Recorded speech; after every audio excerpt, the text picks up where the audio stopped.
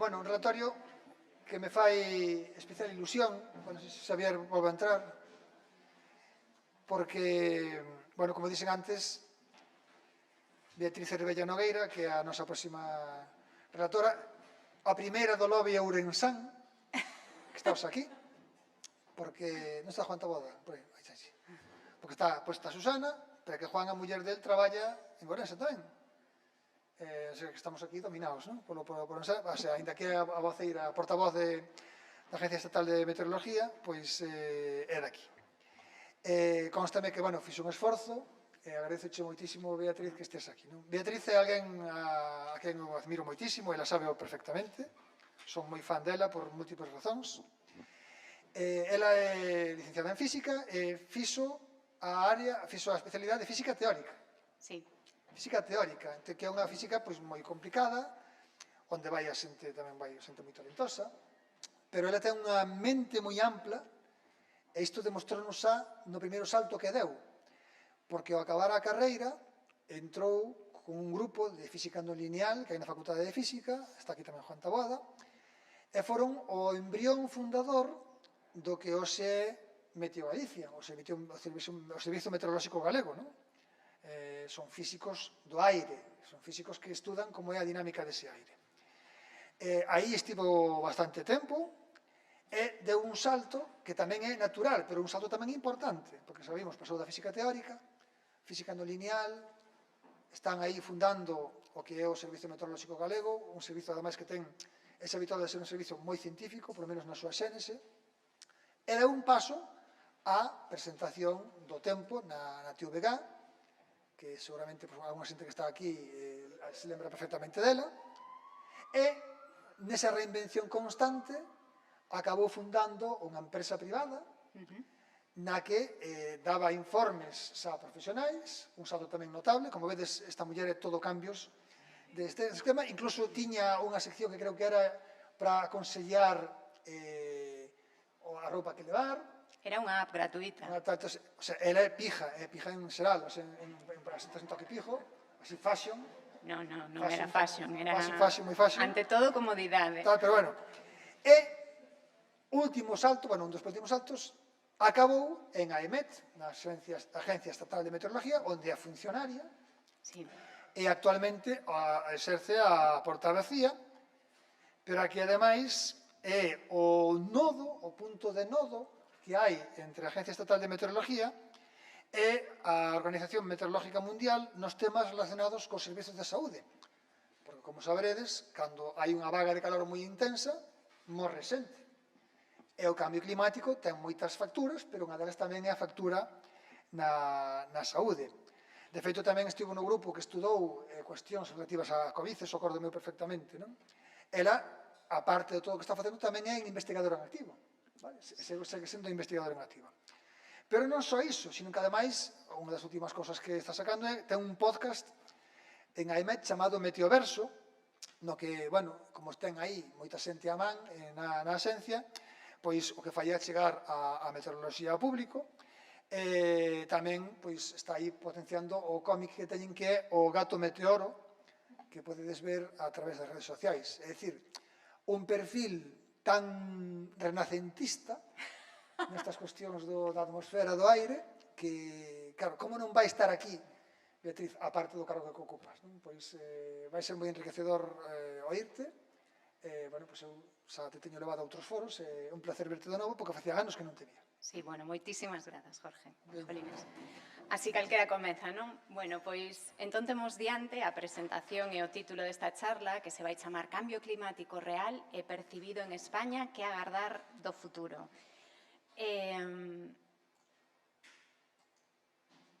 A modo case de índice, vou vos plantexar as dúbidas típicas que espero dar resposta con esta charla, que vai ser unha charla de carácter moi divulgativo, na que, por suposto, tratarei de explicar dende o punto de vista científico que é o cambio climático, darvos contexto de que situación nos atopamos agora e ofrecervos unhas pequenas fotografías de como pode ser o futuro, pero sobre todo que quero é poñerme a vosa disposición. Penso que non os expertos, porque eu non son experta, eu son máis ben divulgadora. Os divulgadores o que temos que facer é poñernos nas vosas mans e tratar de respostar ás vosas dúbidas, porque o mellor o que vos vou contar xa o sabedes, xa o tedes superado, e o mellor tedes outras pequenas inquedanzas que eu penso que é onde podemos axudar moito máis, quizáis. Entón, a modo de índice, plantexarei estas dúbidas que despois máis polo miúdo iremos solucionando co avance da charla. Entón, o cambio climático é real. Sí, por suposto. Agora a resposta vai ser moi categórica, moi rápida e sen matices, non? Os humanos somos os culpables? Pois sí. Estáse notando xa? Sí. Estamos a tempo de arranxalo? Sí, con certos matices, non? Que nos agarda no futuro? Pois aquí vou aproveitar que son galega e vou dar unha resposta un pouco galega. Depende, non? Imos velo despois xa máis con calma. Entón, vou dividir a charla axudada do título en 3 seccións. A primeira vai ser que é exactamente ese cambio climático, esas bases científicas. Despois a segunda será que estamos observando xa a nivel España, porque os meus compañeiros meteorólogos Juan Taboada e Susana Vallo van intentar adentrarse xa nun nivel máis de Galicia, máis na rexión na que estamos. Eu non vou entrar aí, voume quedar a nivel España. E despois, o seguinte sería que podemos agardar do futuro. Así que, imos xa rapidamente coa primeira parte, que é o cambio climático. En ese senso, imos recoller a definición que fai a Convención Marco das Nacións Unidas, que é un organismo supercompetente en relación a estas cuestións, e no seu primeiro capítulo define pois justamente o que é o cambio climático. Cambio de clima atribuído directa ou indirectamente á actividade humana, a actividade humana xa fai unha separación que altera a composición da atmosfera global e que se suma á variabilidade natural do clima. Fan unha separación, actividade humana, variabilidade natural do clima. Perfecto. Observado durante períodos de tempo comparables. Ben, importante esa separación, afondaremos nela. Entón, a ciencia do cambio climático podese pensar que empezou en 1824, cando Fourier estableceu unha teoría. El consideraba como teoría que a atmosfera era capaz de recoller a radiación infravermella que emitía a Terra e que tendía a aquecerse, a quentarse, pero que esa capacidade de quentamento e, sobre todo, de atracción da radiación infravermella dependía un pouco da actividade humana. Ben, iso era unha hipótese. Había que demostrar esa hipótesis. Entón, chegou Ila. Chegou Eunice Newton Foote. 32 anos despois, foi a que demostrou esa hipótese, que é o que se entende, ademais, como o efecto invernadoiro. E vou reivindicar a súa figura porque, en realidade, o que pasou a historia foi John Tyndall, que fixo e publicou ese descubrimento 3 anos despois de que o publicase Eunice. Dende hai 10 anos sí que se reivindica a súa figura e, agradecemos a súa contribución. En realidade, que é o que fixo Eunice? Colleu 2 tubos de vidro, nun fixo baleiro, e noutro, deixou algúns gases de efecto invernadoiro que xa veremos máis adiante, como é o vapor de auga e o CO2, expuxos as mesmas radiacións solar e descubriu que o que tiña os gases de efecto invernadoiro se quentaban moito máis. Demostrou, por fin, o chamado efecto invernadoiro. Imos explicar un poquinho polo miúdo en que consiste ese efecto invernadoiro. Entón, basicamente, o que temos é chega radiación á Terra. Esa radiación, parte dela é reflexada pola atmosfera, etc., pero termina chegando á superficie terrestre, que acolle e a recibe, quéntase un pouquiño, e volve a emitila como corpo quente que é máis adiante, pero a emite con outro tipo de radiación, a chamada infravermella, que sería a segunda parte, non? Emite esa radiación e que acontece? Que dentro da atmosfera temos uns gases, chamados gases de efecto invernadoiro, que teñen a capacidade de quedarse e de atrapar esa parte desa radiación infravermella que emite a Terra. E o que fan é quedanse con ela e volven a redirixila cara a Terra outra vez e a Terra volve a enriquecerse. En realidade, ese é un proceso, entre comillas, natural, porque eses gases de efecto invernadoiro, moitos deles xa estaban aí antes de que chegásemos nós. E xustamente, ademais, a presenza deses gases de efecto invernadoiro é o que fai que a Terra sexa adecuada para a nosa existencia, porque sen iles a temperatura media da Terra sería de menos 18 graus e estímase que grazas a iles a temperatura media é de en torno a 15 graus que é a que temos agora. Cal é o problema? Que a partir da revolución industrial nos empezamos a emitir moitos gases de efecto invernadoiro. Entón, claro, como temos moitos máis na atmosfera, son capaces de atrapar máis esa radiación infravermella que requece a Terra e, por tanto, estamos sentindo un sobrequecemento asociado a esa emisión excesiva de gases de efecto invernadoiro. Que tipo de gases temos de efecto invernadoiro? Bueno, pois os principais, os tedes listados aí, son o vapor de auga, o dióxido de carbono, o metano, o ozono, o óxido nitroso e, en xeral, os gases fluorados. De todos eles, os fluorados sí que son creados por nós únicamente. Os outros, parte son cousa nosa e parte existían de xeito natural. Ímonos concentrar no CO2, que neste momento nos pode interesar máis, porque é o responsable do 60% do forzamento radiactivo. É, ademais, un gas que ten moita permanencia na atmosfera. Unha vez que está aí, é moi difícil, non é moi difícil, é que tarda moito tempo en desaparecer. E, como vedes, ten un efecto importante de quecemento, entón, complica o problema. Ademais, o home incrementou esa cantidade ou esa concentración de CO2 en prácticamente máis dun terzo dende a revolución industrial. Entón, ímonos concentrar na súa presenza. Entón, falando de CO2, dióxido de carbono, hai unha marcadísima correlación entre o que a temperatura da Terra e esa concentración de CO2. Aí tedes na gráfica, xustamente o que se indica é esa correlación. Nas barras, o que tedes son as anomalías de temperatura fronte á media do século XX, vale? E compárase con esa rayiña que o que indica é a concentración de dióxido de carbono dende o ano 1880. En xeral, como vedes, é unha gráfica claramente ascendente na que as dúas magnitudes van prácticamente parellas. Ben, e se imos para atrás, que é o que sucede? Imos cara atrás, viaxamos 800.000 anos cara atrás, e aí o que tedes é simplemente concentración de CO2. Fixaivos no punto no que estamos de concentración de CO2, que ademais non está actualizado porque xa temos novos récords. Normalmente os récords anuais prodúcense sempre en maio e xa temos 420, creo que eran 420, non? Sí. Entón, ni sequera está falta aí como un píxel máis na gráfica e comparade os niveis indo cara atrás. Realmente, as concentracións de CO2 temos que retroceder en torno a 3-4 millóns de anos para que a Terra tivese unhas concentracións de CO2 similares. Para nós é territorio descoñecido, non existía o home cando había ese tipo de concentracións. Estamos en terreo descoñecido. Ademais, a suba desas concentracións estáse acentuando nas últimas décadas. Ben, como temos unha clara correlación coa temperatura, aí, pois, voumos mostrar, neste caso retrocedemos case 500.000 anos, 450.000, non se ve o pico do CO2 porque a gráfica remata no 1995, pero en realidade tería que subir moitísimo máis ata chegar aos 420, pero fixaivos como vai superparella. Entón, evidentemente, a temperatura tamén é moi elevada e ao mellor temos que retroceder 120.000 anos para topar unha temperatura en media tan elevada. Entón, pódese confundir este ascenso das temperaturas a un proceso natural? Que quizáis hai xente que aínda dubida que o home estea detrás dese problema. Entón, imos analizalo. Que forzamentos naturais poderían mudar o clima? Así, moi de xeito sinxelo, sen entrar en moitas complicacións, ímonos quedar con tres: a actividade solar, a actividade volcánica ou os parámetros orbitais.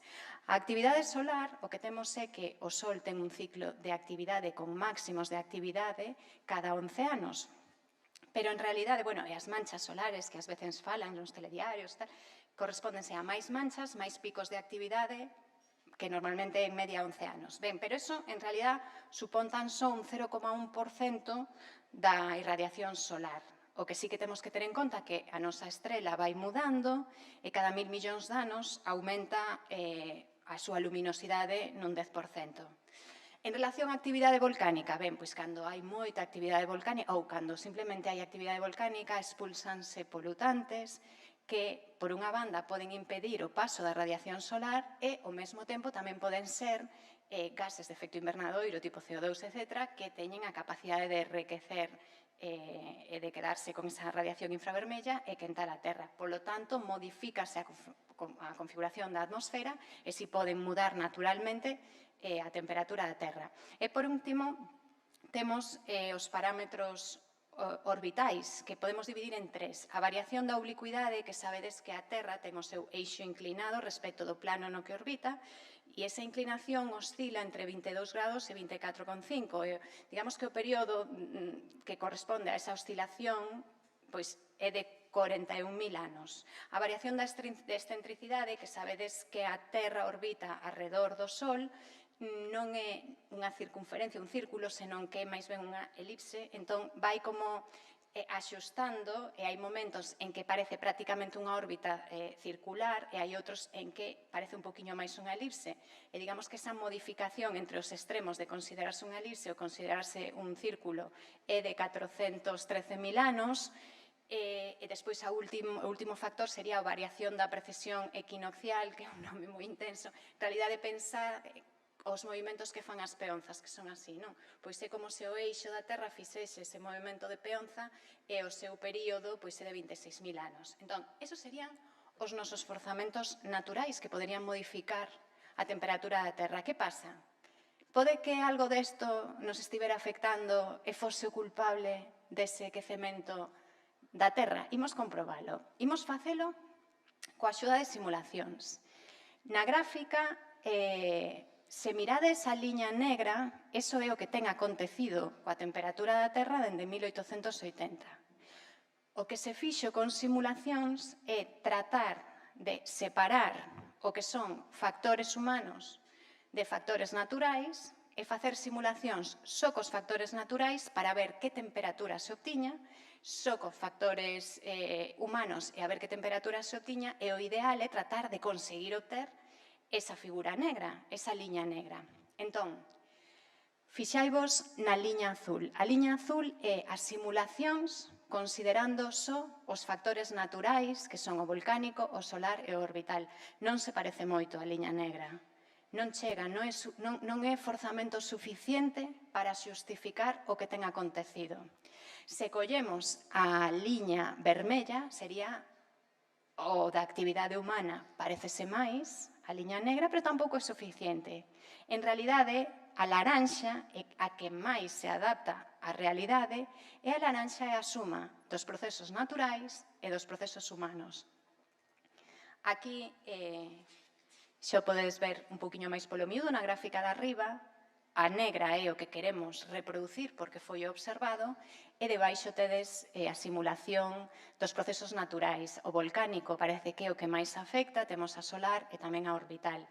Mentres que abaixo está a influencia humana na que ten en conta os greenhouse gases, son os gases de efecto invernadoiro, pero hai outras cousas máis como o uso de chans, a presencia de aerosoles e ozono, e todos eles sumados dan a vermella. Pero quedámonos con que precisamos as dúas, a natural e a humana, para explicar ese quecemento global. Vou para atrás, porque, aínda que precisamos as dúas, fixaivos que a humana ten moitísimo máis peso, aproxímase moitísimo máis a real. En resumo, somos os culpables, non hai dúbida. Non hai dúbida. Entón, agora que xa entendemos o contexto no que estamos, non? Quero dicir, as bases do cambio climático. Imos analizar. O cambio climático notase xa no mundo e en España. Non quero baixar a Galicia porque non quero pisar as intervencións dos meus compañeiros. Entón, imos analizar datos de o que xa está acontecendo. Entón, nese senso, o primeiro do que imos falar é a calor, non? O máis obvio, non? Ese quecemento que notamos en xeral en toda a Terra. Entón, o que vos presento é o informalmente chamado Código de Barras da temperatura media global elaborado por Hawkins. Podedes facelo vos nesa página web que tedes, podedes ir baixando en espazo físico, non? Pero non podedes baixar máis abaixo, penso que de España.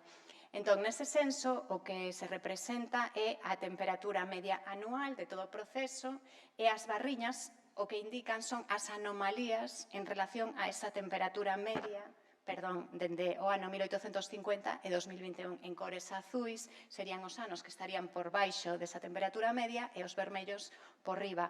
E, obviamente, nos últimos anos estás observando un quecemento moi significativo. De feito, máis concretamente, a temperatura media da superficie terrestre ten aumentado entre 1,1 ou 1,2 graus. Xa estamos moito máis pretos do 1,2 respecto do promedio da época preindustrial, é dicir, a segunda metade do século XIX.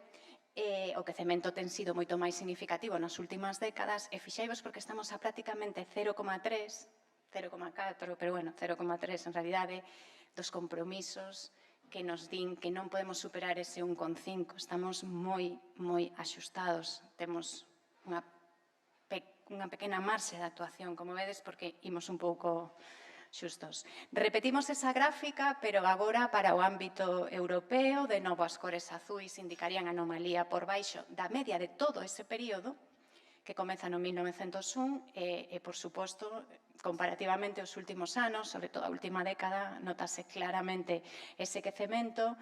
En síntese, o que sí que podemos falar é que Europa sí que se ten calentado prácticamente 2 graus por riba da época preindustrial. Ese quecemento máis significativo en Europa en relación a outras zonas, pois porque contén zonas de latitude moi alta, cercanas aos polos, que é onde se está requecendo moito máis que noutras áreas, e tamén polo seu carácter continental.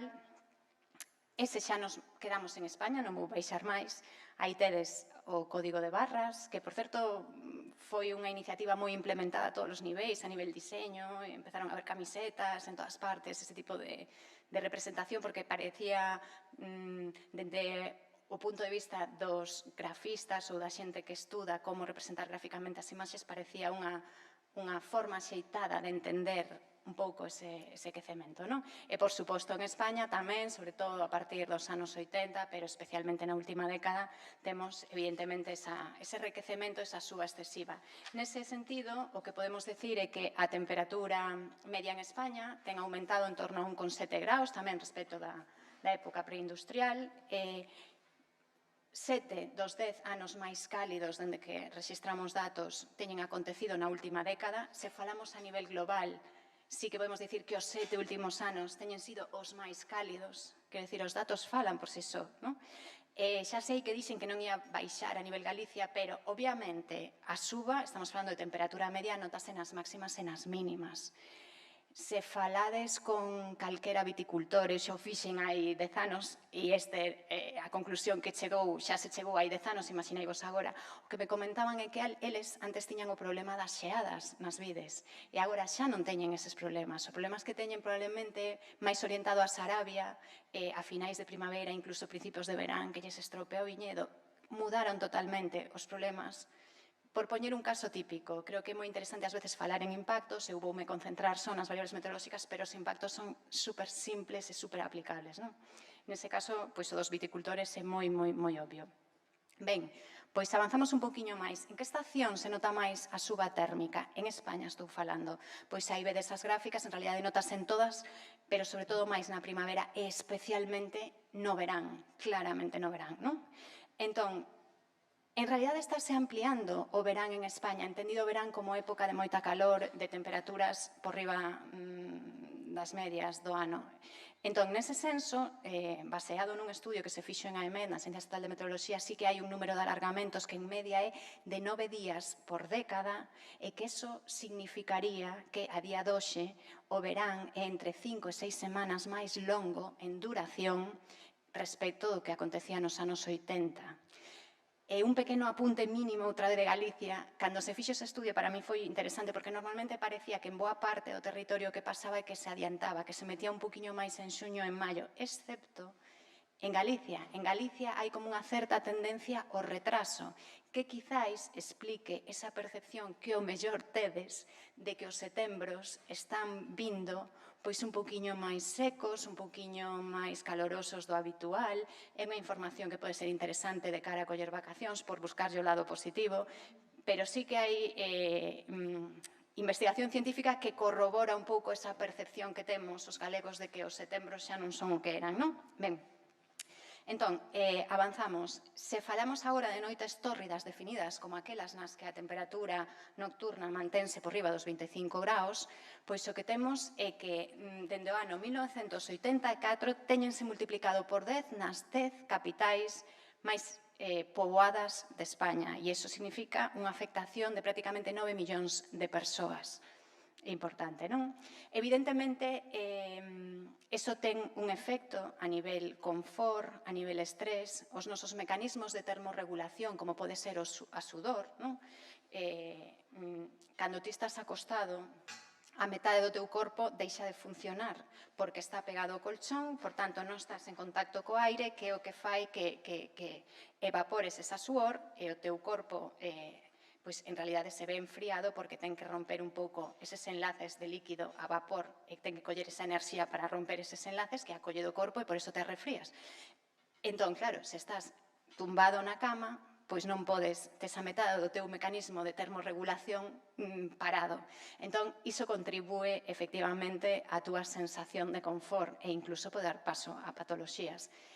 Se nos concentramos xa directamente en vagas de calor e pasamos xa a falar de episodios extremos, de temperaturas extremas, entre 1975 e 2020 sí que podemos cuantificar que houbo 63 vagas de calor, das cais 24 aconteceron na última década, 2011-2020.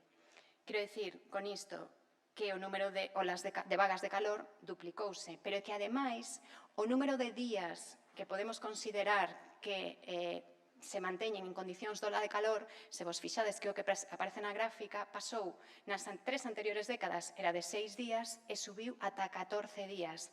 Quero dicir con iso que nesta última década duplicouse a duración e a ocurrencia de vagas de calor. As vagas de calor, por suposto, teñen un impacto directo na morbilidade, por suposto, pero tamén na mortalidade. Cando superamos determinados umbrais de calor que dependen da zona na que ti vives e te manteñes, non é que sexa o mesmo para todas partes, senón que é específico da túa localidade habitual de residencia durante un período prolongado de tempo, ben, pois cando superas esos umbrais, pois podes dar paso a un empeoramento e, sobre todo, unha sobremortalidade asociada normalmente a enfermedades cardiovasculares e respiratorias. Entón, xa dicía Jorge antes, o cambio climático é ante todo e sobre todo unha crise sanitaria. É moi importante centrarse nese aspecto, non? Entón, non é só vagas de calor ou que te atopes mal, é que ten unha sobremortalidade importante asociada, non? En canto ás precipitacións, aquí entramos xa nun terreo un poquinho máis complexo, no senso de que, como vedes, aí é unha evolución da precipitación anual acumulada en España, dende o ano 1961, e como vedes é moi característico esa variabilidade que se observa na gráfica entre períodos húmidos e períodos secos. O IPCC xa indicou que, en xeral, na nosa rexión, eles falan da nosa rexión como o sudoeste de Europa, non se albiscaba unha tendencia clara. Porque, ademais, había moita diversidade de estudios, entón non se podía terminar de confirmar. O certo é que estudios un poquinho máis a menor escala, un poquinho máis regionais, por decirlo de algún xeito, si confirman que no sur de España hai unha certa tendencia á reducción das precipitacións e, sobre todo, a un incremento dos períodos secos. Que é un período seco? Días consecutivos en que se produzan precipitacións. Tamén hai estudios feitos en AEMET que explican e que indican que na zona mediterránea o que se observa é que os días de adversidade, de chuvias torrenciais, non necesariamente asociados a gotas frías ou danas, pero en moitos casos sí, o que chove moito máis que antes, un 19% máis que nos anos 60. Pode que non chova moito menos o ano, o que está claro é que chove de forma distinta. Hai unha certa tendencia a que chova menos días e con máis intensidade, sobre todo na zona mediterránea. Como comprenderedes, para tratar de aproveitar ese recurso que é a auga, non é moito máis difícil que non chova dunha forma ordeada, senón que caia todo en tromba determinados días. O aproveitamento dese recurso hídrico complícase moitísimo máis. Entón, sí que é certo que se albisca esa tendencia. E tamén o catedrático de Geografía Física da Universidade de Barcelona, que seguro que coñecedes, Javier Martín Vide, indica que xustamente os patrones estacionais de precipitación están mudando. Xa sabedes que na zona mediterránea a estación cando máis chove é o outono, mentres que no interior peninsular normalmente era a primavera. Ben, pois estáse metendo cara ao interior da península que ese máximo de precipitación aconteza no outono. Entón, en ambas mesetas, e na zona do Val do Ebro, estáse mudando, antes chovía máis en primavera e agora está empezando a chover máis en outono. Entón, está claro que está mudando a forma de chover. E, repito, aproveitar ese recurso faise cada vez máis difícil, exixe adaptación.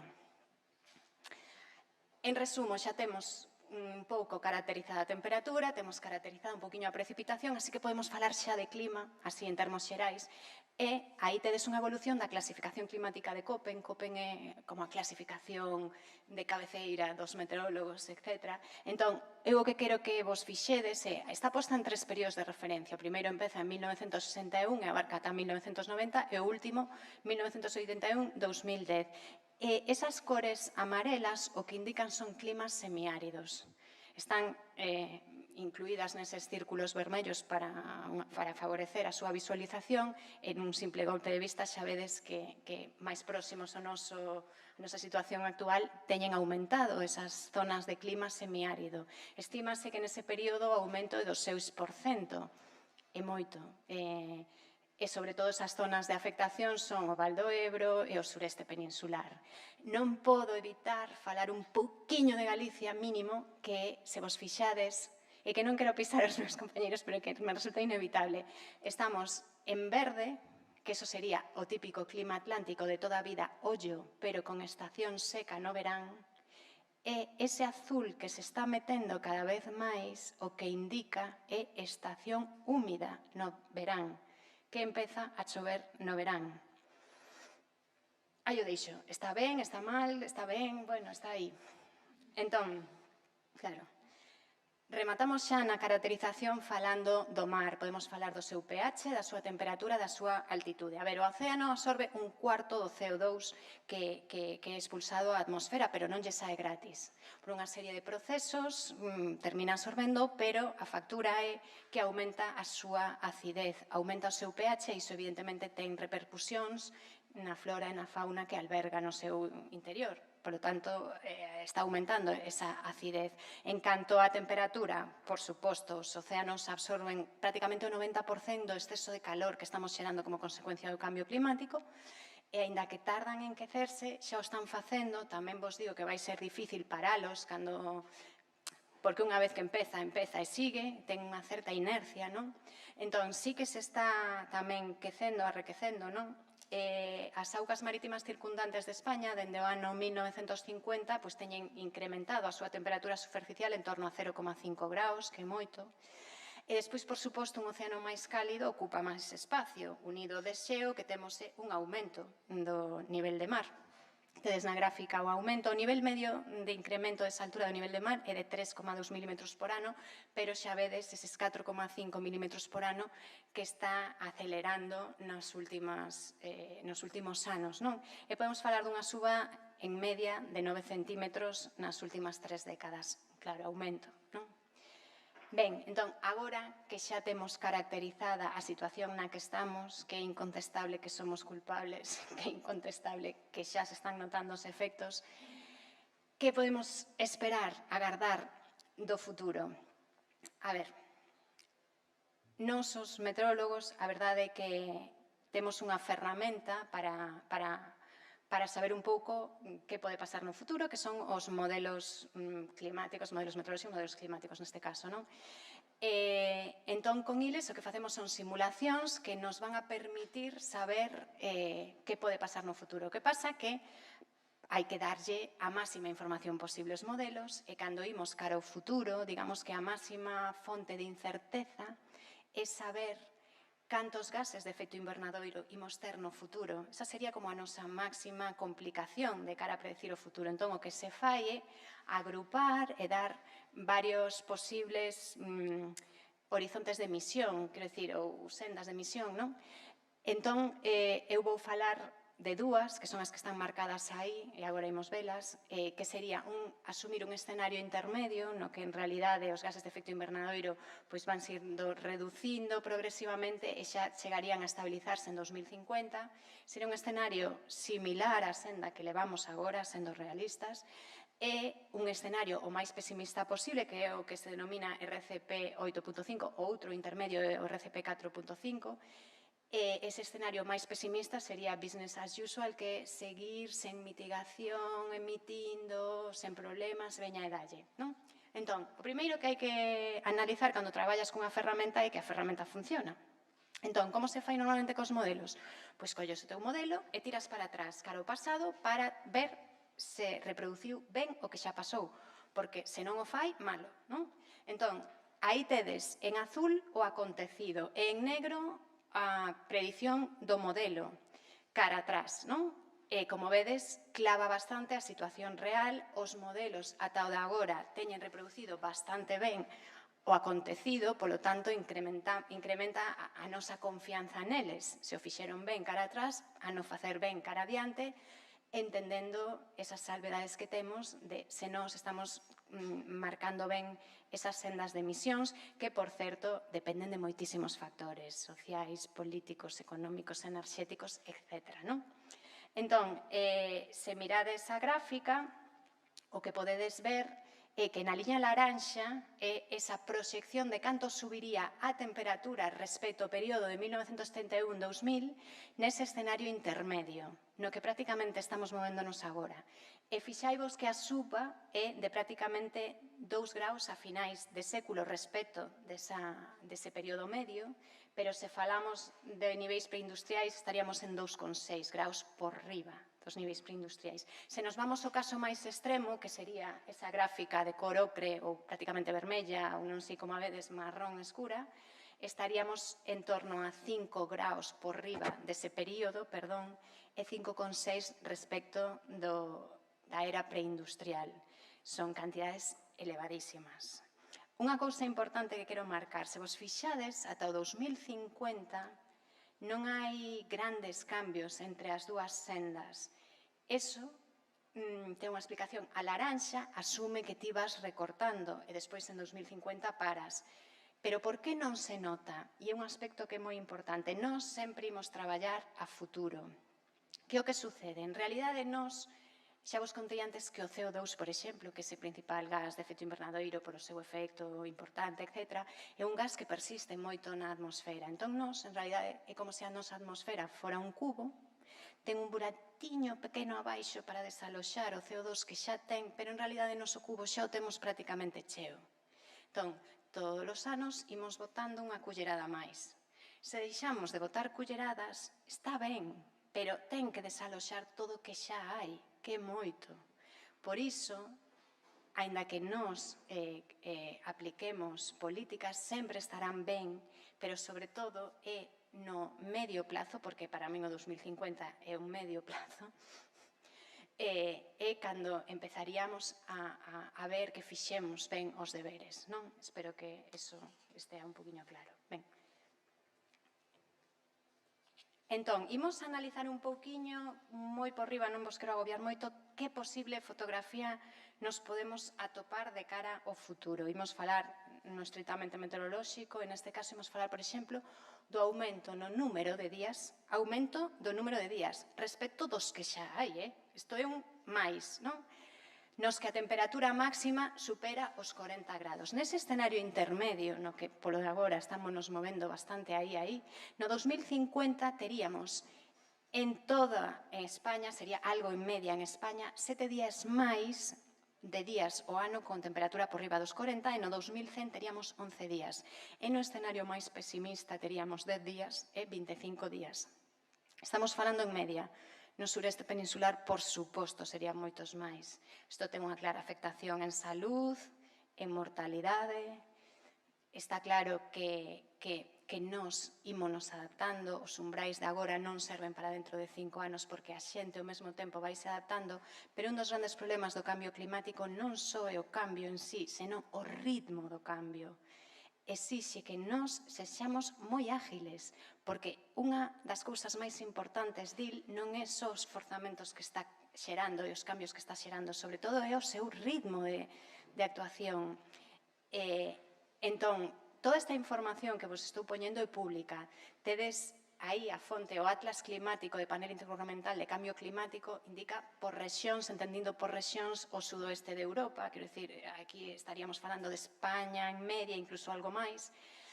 Habería fontes máis locais, pero como non vou baixar, pois só poño o enlace, pero non as estou especificando, que sería esa plataforma sobre adaptación ao cambio climático en España, un visor de escenarios regionalizados de Adateca, onde incluso a nivel local poderíades ver como poden incrementar o número de días de olas de calor, días por riba dos 40, etc. Por suposto, máximas, mínimas, reducción na precipitación, etc. Eu só dou unhas pinceladas, pero que son de carácter público.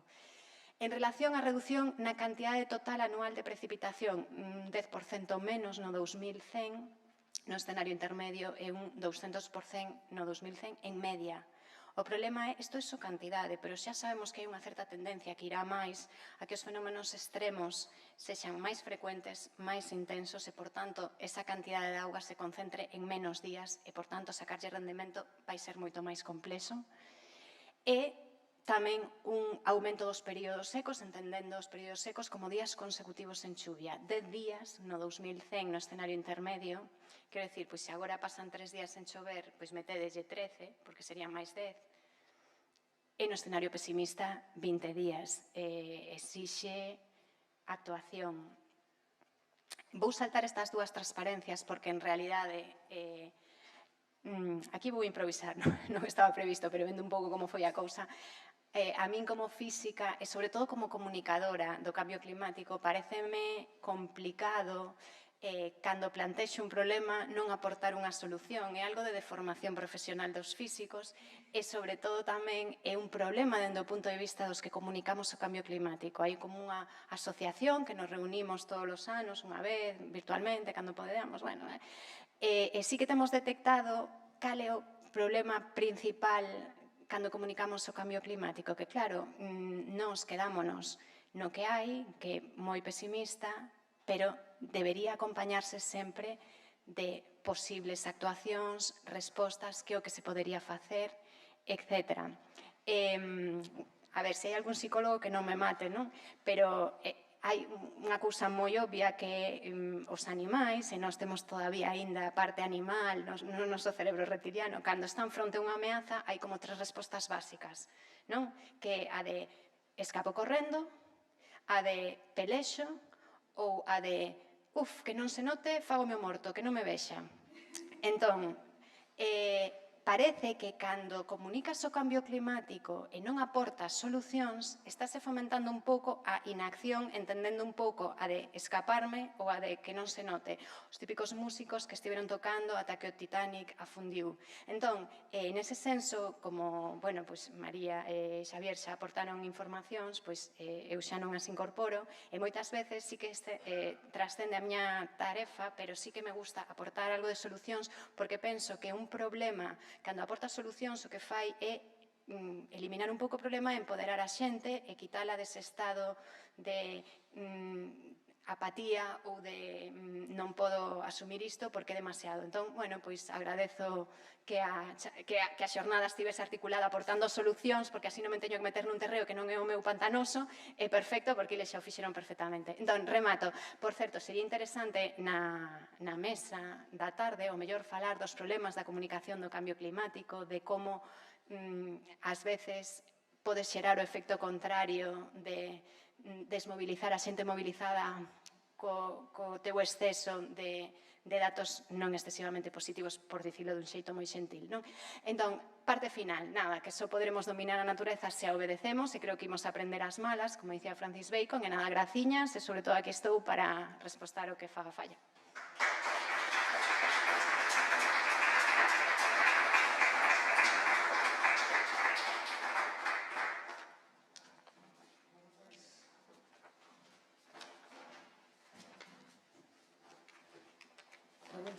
Susana? Espera, que si non entra despois na grabación. Todo isto que estás grabando, todas as intervencións tamén, para que entre no audio. Vale, bueno, gracias, Bea, pola túa charla. Creo que parte moi ben enfocada e demais. E eu vou ir un pasiño máis alá. Non sei unha pregunta, senón que é unha reclamación, xa que temos unha portavoz da AMET aquí. Eu boto moito de falta a falla de investigación responde un pouco esa ausencia que temos co cambio climático. É dicir, vemos cada vez fenómenos máis extremos e moitas veces a nós, neste feito de comunicación do cambio climático, a primeira pregunta que me fan é e este calor que fai hoxe é culpa do cambio climático? Ese é o intentar illar un fenómeno solo. Pero moitas veces sí que sucede un fenómeno meteorolóxico extremo no que hai veces, por exemplo, pasou en Alemania. Sin embargo, a resposta foi moi rápida aí do goberno alemán, porque en 2 meses un grupo de científicos determinaron que sí, que ese evento sí que estaba asociado ao cambio climático. E eu boto moito de menos aquí. E parte tamén de, como comunicadores que somos, moita deficiencia que creo que temos vai aí nese senso, que carecemos de investigación propia. E encima, en España, unha rexión, a Península Ibérica, unha rexión que vai ser tan maltratada. Xa está sendo e no futuro as previsións. Simplemente era ese comentario. Gracias, Bea. Pois agradezo a pregunta, Susana. Aí clavaches o tema fundamental. Tiña unha transparencia máis, o que pasa que me parecía moi técnica e aquí no último momento de explicar, dentro do punto de vista case matemático, por que os fenómenos extremos van a ser máis ou son xa máis frecuentes e máis intensos. Pero, bueno, respondendo a túa demanda, sí, iso faise con estudios de atribución. Bueno, ti xa o sabes, pero é para explicar a xente. Estudios de atribución, simplemente ti fas como unha modelización na que metes o factor humano e despois o sacas e ves como canto de probable estando home que pasasen as inundacións en Alemanha, etc. É ben certo que hai unha certa carencia e estáse traballando niso. Porque, bueno, sí, efectivamente, fai falla atacar directamente e meterse nos estudios de atribución. Juan.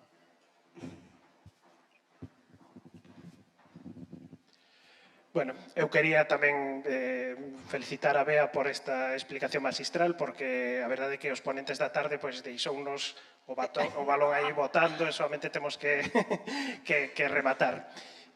Si quería facer un comentario breve e unha pregunta. O comentario é, simplemente como físicos tamén que somos, enfatizar que a meteoroloxía e o clima son ciencias e que como tal ciencia custa moito ter esas series de datos que puseches aí e que realmente, bueno, pois é algo que ten un valor enorme. Hai que medir en ciencia, a ciencia faise con acumulación de datos. E despois os modelos tamén son ciencia. Os modelos resolven unhas ecuacións que teñen que estar simplificadas porque non teñen solución analítica, pero son unhas ecuacións. E, como ben explicaches, se comproba que poidan simular o clima actual e por eso, bueno, pois damoslle valor ás previsións que fai. Que eu non me gusta moito chamarlle previsión. Eu sempre lle chamo a eso escenarios. Sí, en realidade sí, son escenarios. Está moi ben feita a puntualización. Claro, eu cando falo coa xente da Consellería aquí, da Xunta de Medio Ambiente, sempre lles digo que isto non é que nos... Porque, claro, dalles medo, cando decimos, se vamos polo escenario este 8.5, pois a temperatura pode subir 6 graus. Madre mía, non. Claro, eso é un pouco como, pois, se vamos ao médico e nos di, mira, se sigues fumando 30 cigarrillos ao día, tes moitas probabilidades de caer enfermo. É un pouco así. Entón, simplemente ter unha guía para que os policy makers, neste caso, pois saiban cara onde non debemos ir. E agora pregunta xa. Unha pregunta así moi concreta, porque, bueno, agora co novo ciclo de modelos do IPCC, o CEMIP6, estáse facendo a regionalización de cordes, despois eu falarei algo deso, e estáse discutindo sobre cales son os escenarios dos que hai que facer o downscaling. E entón, ti comentaches que, bueno, non sei se a ti ou dende a IMET, vedes bastante probable que se vaya seguindo o RCP 4.5, despois explicaremos ese palabra, pero a última vez que estiveron aquí a xente da oficina de cambio climático, o grupo de adaptación, eles non o tiñan tan claro, e a mí sigue me parecendo importante simular o business as usual, un pouco para ter esa imaxe de decir, isto é onde non queremos chegar. Se sei que é exagerado e que ás veces pode dar medo, pero bueno, creo que pode ser importante. Pero bueno, non sei como vedes dende a IMET ese tema de ir abandonando o escenario peor, porque xa saibamos que agora neste ciclo CMIP6 pois hai outros escenarios intermedios. Non, a ver, eu xa bichedes que o puxen, quero dicir, o escenario pesimista sempre dá unha referencia, eu nunca o vou abandonar, polo menos na parte que me toca a min creo que hai que ponderalo e sempre empregalo. En realidade creo que non estamos exactamente no 4,5, hai como 4,5 despois o 6 con algo, estamos como incluso nunha situación intermedia un pouco máis arriba do 4,5, non? Como 3, creo lembrar 3 algo cara a finais de século, quero dicir que con con o 4,5 chegaríamos a 2,6, pois estaríamos como máis en 3 en algo, 3 con algo. Entón estamos nesa situación intermedia. Non creo que se teña que abandonar o máis pesimista. Como físicos sempre sabemos que nós nunca damos unha resposta, damos varias, porque isto é así, pero os umbrais de incertidumbre van de aquí a aquí. Entón, nese senso, sempre ter o pesimista como límite superior fai falla. Entón, sí, super axeitado todo o que dixeches, Juan, como sempre. Comentaba Xavier antes que a clave está nas persoas, non? E son as persoas as que van a facer o cambio. O cambio para contrastar o cambio. As que teñen que facer o cambio, non? E aí, dende ese punto de vista, as portavocías son as que teñen que cometer a cabeza a xente para que dé o cambio. Quen decide a liña na AEMET? Decide a ti? Quen dice, vamos a dar máis caña do normal, vamos a dar menos caña, vamos a poñerlle medo a xente. É dicir, quen decide a política de comunicación de AEMET? Decide a ti? Manda a alguén a facela? Carga menos o cavalo, dalle menos leña, dalle máis leña. Dentro de AEMET temos un departamento que se chama Área de Información Meteorolóxica e Climatolóxica. Digamos que o departamento en sí, coordinado coa presidencia, é o que decide esa política de traballo e de actuación. Despois, inevitablemente, como somos humanos, todo vai impregnado polo teu carácter persoal. Así que, inevitablemente, algo da túa pegada sempre vai, pero é un traballo consensuado da área de presidencia. Despois, tamén entendo que a actualidade, inevitablemente, aínda que ti queiras ir cara a unha dirección, despois chega a actualidade e imponse. Ninguén pensaba que íamos falar de COVID e aí está, non? Quer dicir, unha cousa é o que ti plantexes, despois o que a realidade dispoña. Pregunta ali. Vai ser a... María tamén. Sí. Eu quería saber simplemente como reciben a esfera política as noticias que vos lle dades. Si son temerosos ou de que xeito e que cambios vedes vos que se están facendo a nivel político e incluso a nivel social. A ver, eu recoñezo que non teño moita traxectoria histórica en AEMET como para darte unha visión. Eu cheguei hai escasos 3 anos, entón tampouco teño moita memoria histórica, nin son obxectiva. Pero nos 3 anos que eu levo, que é ben certo que ten coincidido, creo que co mesmo goberno, porque sí, porque os 15 días xa din unha charla e xa chegou a mesma ministra que está agora, non? A recepción é moi boa, a comunicación é fluida, son moi conscientes do que pasa, reciben con brazos abertos calquera tipo de iniciativa que nos queremos mostrar ou queremos implicar, están deseosos de que fagamos máis estudos o máis posible, son moi conscientes da situación e despois eu penso que eles están noutro punto que xa non é tanto o noso negociado, que sería como se expanden eses impactos. Quero dicir, dende o punto de vista meteorolóxico e climatolóxico, son moi conscientes do que hai e A comunicación é fluida e prácticamente, non digo diaria, pero sí que hai boletíns semanais que lles enviamos especificamente e tal. Son moi conscientes do que hai e sí que están traballando moito no tema. Outra cousa é que despois atopen problemas na consecución dos seus obxectivos. Pero na parte de meteoroloxía e climatoloxía a recepción é boísima e a comunicación é moi boa. Pero non podo falarche de outras experiencias porque non estaba. María, esa paramos para ir a comer. Bueno, pois voy a felicitarte por esta magnífica intervención que me encantou. Estou totalmente de acordo contigo co que dis do tema de comunicación do cambio climático, non? Eu coido que, bueno, que efectivamente se son todo malas noticias xa empezas a desconectar. Pero, sen embargo, tamén entendo que cando falamos de aumentos de temperatura en termos medios, eu creo que a xente non entende o que lles estamos a contar. Por exemplo, que se aumenta a temperatura, imagínate, nun escenario, entre comillas, certamente previsible de 3,2 graus para a fin do século, é unha barbaridade. E a xente mellor percibe como, bueno, pois vou ir un pouco máis en manga corta, pero non comprenden, nin ao mellor chegan a entender, pois, por exemplo, a diferencia de temperatura media entre a Coruña e Badajoz é 1 con algo, non é 7 con algo, non? Gostaríame preguntarche, pensas que nos informativos tamén se debería incidir un pouco máis en explicar o que significa cada unha destas elementos e a implicación delo, non? Igual que a miña pregunta é tamén por que non se fai máis en España efectivamente o que falabades antes, non? Estes estudos de atribución. Por que non se abre indicando, bueno, pois efectivamente o temporal tal ou o incendio tal foi ocasionado polo cambio climático e iso conlevou tantos mortes e tanto tal.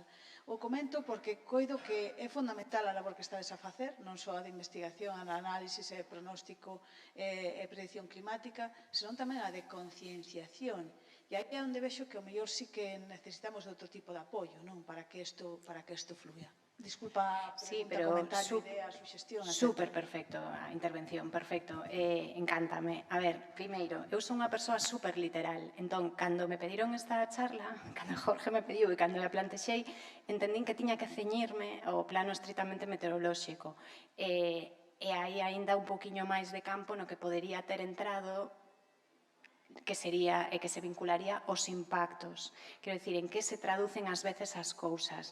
E polo menos sí que podería ter falado un pouquiño máis do tema da saúde e canto significa o mellor un aumento de graus en número de mortes, que quizáis é un campo que todo o mundo pode entender e cando menos tragar saliva. Sí que podería ter feito un poquinho máis ese esforzo. Creo que máis que os estudios de atribución, que por suposto hai unha certa carencia que se está tratando de resolver, o que se está traballando moito é en transformar as cousas en impactos. En como o que decía da viticultura, ou se, por exemplo, o Nordés en Galicia estás empezando a perder ou non, e as implicacións que ten para o marisco, cousas así. Eso quizáis tiña que telo traído máis, pensaba que non tocaba e penso que se está empezando a traballar nesa liña, ou polo menos eu que traballo na parte de biometeoroloxía, que é esa mestura de saúde e meteoroloxía e climatoloxía, sí que intento traballar, a mí non me preocupa tanto esas vagas de calor ditas así, eu poría o mellor directamente o que significa a nivel mortos, a nivel ingresos, hospitales, xa cho dou traducido e masticado. E creo que iso é unha tarefa que se está facendo agora, que se está traballando e que os comunicadores, ademais, estamos un pouco alineados nese sentido. E despois unha cousa máis que quería dicir, cando dixen que estaba improvisando, hai unha cousa que se me olvidou que quería dicir. Ás veces, e que ten moito que ver co que falas de que se entenden por límites, ben, por que para mí unha cuestión fundamental e clave, e que me preguntei moitas veces ao principio, por que se nos di que non podemos pasar de 1,5 ou 2 graus? Por que se entende que esa é unha distancia de seguridade importante? Ben, pois aí hai unha cousa moi importante detrás, e é que o noso sistema climático ten determinados puntos de non retorno, que se rebasamos eses puntos chegaríamos cos mesmos ingredientes a outra receita completamente distinta e da que non poderíamos volver cara atrás. Entón, eso enténdese que se nos mantemos por debaixo de 1,5 ou incluso de 2, estaríamos nese marxe de seguridade que non suporía pasar e apretar un deses puntos de non retorno. Entón, é que me olvidei, porque quería dicilo como... Porque entendo que a xente non entende o que significan as cousas. Me parece algo como moi matizable de por que sempre estamos falando do 1,5 e do 2. Pois por iso, porque realmente o que está por detrás é unha realidade moi importante, que sería cambiar o noso sistema climático. E sí, completamente de acordo. Temos aí esa pequena lagoa dos estudios de atribución, pero sobre todo moito máis a impacto e a significación real e local do que supón. Quizás teria que ter traído máis, perdoade, en plan, tampouco que teñamos tanto as cousas, porque tampouco é exactamente o noso ámbito, pero polo menos no campo da saúde, que eu sí que controlo máis, pois podería ter aplicado e traído cousas. Para outra. Ou para mesa redonda tamén. Bueno, para mesa redonda despois. Bueno, paramos aquí, porque non podemos... Ai, perdón. Non, porque senón non entra no... Pero non te escoitan en internet. Mira, estamos falando da importancia que temos todos nisto, non? Sí. Non crees que hai un problema de reeducación para os maiores e educación nas aulas desde un principio para os nenos? É dicir, este tipo de información nas aulas, nos colexios, me parece imprescindible e fundamental. Que opinas ao respecto? Penso que agora hai iniciativas que van a romper un pouco esa inercia, pero algo si xa se está traballando e sen dúbida xa se está sensibilizando moito máis que antes. Eu penso que na nosa época non había ese tipo de información. Agora, eu teño unha nena de 4 anos e medio que xa está preocupada polo cambio climático e non viu da casa, que podería ser, pero non. Iso xa o levou ela de consigo e supoño que sería tarefa da escola. Entón, eu penso que sí que xa se está traballando e é un campo no que se vai incidir moito máis e, por suposto, é a base. Por suposto. Sen sensibilización non... É que o primeiro para entender que tes un problema é saber que o tes, non? Crece, sí. Sí. Sí. Sí.